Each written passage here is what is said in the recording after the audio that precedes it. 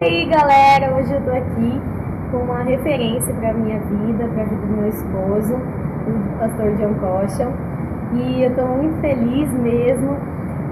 Tem uma coisa que eu realmente priorizo aqui no canal, é tentar passar conselhos práticos para vocês, passar aquilo que realmente tem essência, e eu insisti, o John de muito bom grado topou fazer esse vídeo, porque vocês que ainda não conhecem precisam conhecer o trabalho que esse grande homem de Deus faz e o que é o Ministério Koeshall. E eu estou muito feliz e eu tenho certeza que vocês vão adorar a entrevista. So, let's start, John. Okay.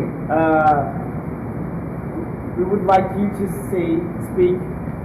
say about you, who you are, what you do, about your ministry. Can you just say some things about it? Hello, my name is John Koeshall, and I have worked with Chi Alpha for 50 years. I began my ministry in my home country, the United States of America, and after 10 years of ministry, I felt God calling me to go to Germany, and I went there with my wife in 1980, and we learned German, and then we had to find somebody that would help us that was from that country. And God helped us find a student. And he came and met me one day at the Technical University in the student restaurant, and he said, God has called me to work with you. And that was the beginning of our student ministry. The name of our ministry in Europe was Students for Christ. And in German, that would be Estudantes Para Cristo. And we started in the second largest university city at that time, in Munich of West Germany. And God was with us to learn German and help us to make contact to this young engineering student. And it was a miraculous beginning. And every new ministry in a country or a city is something that is done by the Lord of the harvest.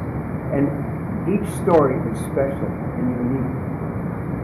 You can't take my story and make it your story, but God will give you your very own story. She wants you to speak about your experience in the missionary field. Did you have you ever felt fear somehow during your missions?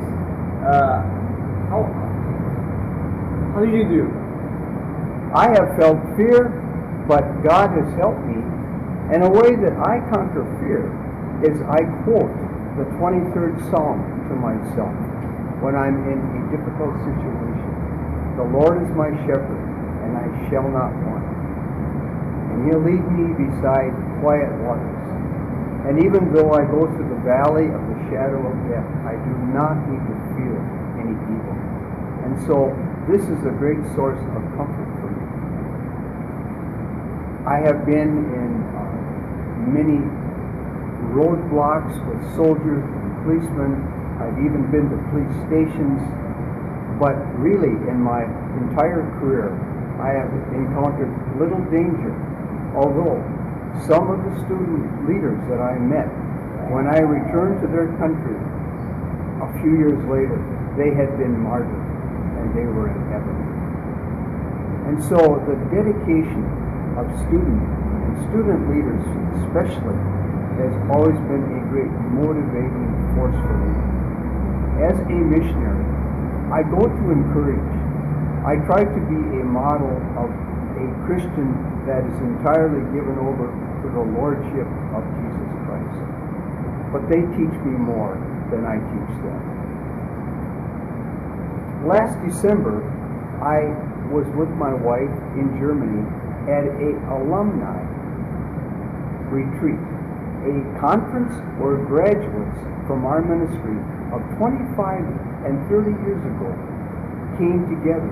They come together now as families with their children, and they asked Anita and I to be the speakers.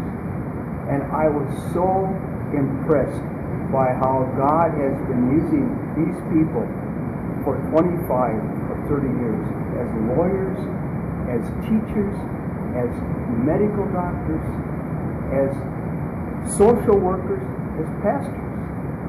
And they all wanted to talk with Anita and I, whom they had not seen for 30 years.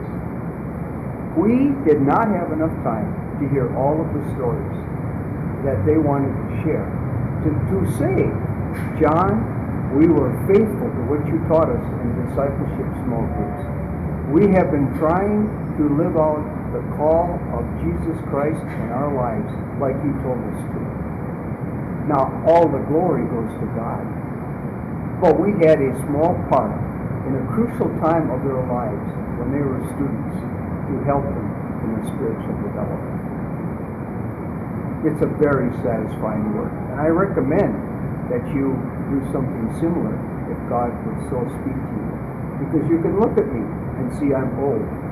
And it's time for me to be replaced by you in your youth and your vigor. And you feel when you're young that you can take the whole world for Jesus. So I challenge you to go through that. From the country to the city.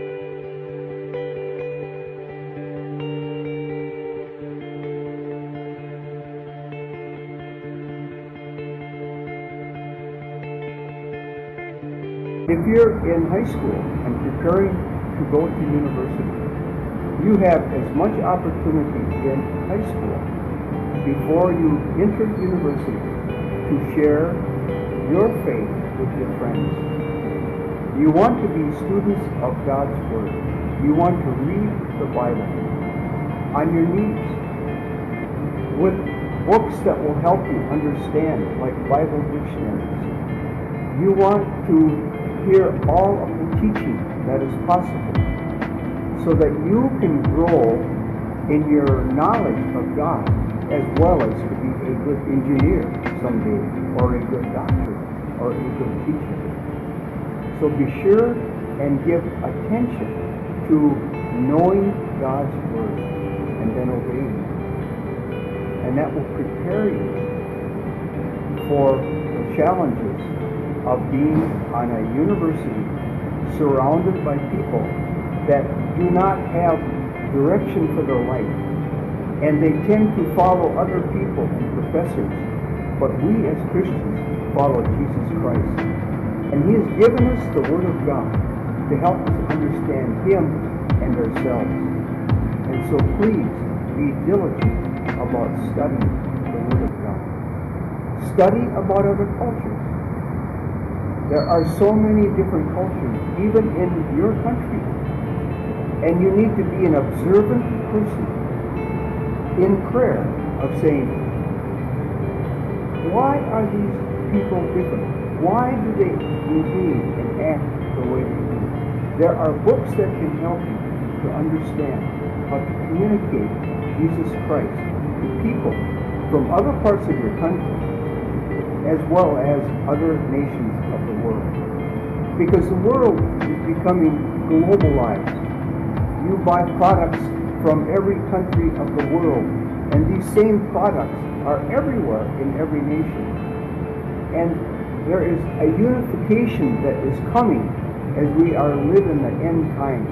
We need to prepare on how you can be the best effective witness to the people that God sends into your classroom or into your student dormitory or hostel or into your neighborhood or into your office. You can do that. The decision is up to you.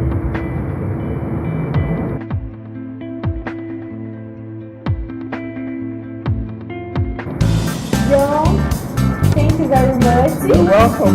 You're welcome. We love you. Thank you. God bless you. Thank you. Thank you. Viu como é rico meu vocabulário? É isso aí, galera. Espero que vocês tenham gostado. Se vocês gostaram, dá uma curtida, se inscrever no canal, compartilhar o vídeo com todos os seus amigos. E me seguir nas redes sociais para elas sabem a minha. Fique com Deus. Beijo e tchau. Vou fazer pra ele falar beijo e tchau. Em inglês, podia ser duas words. Beijo, tchau. Beijo, tchau. One, two, three. Beijo, Tchau.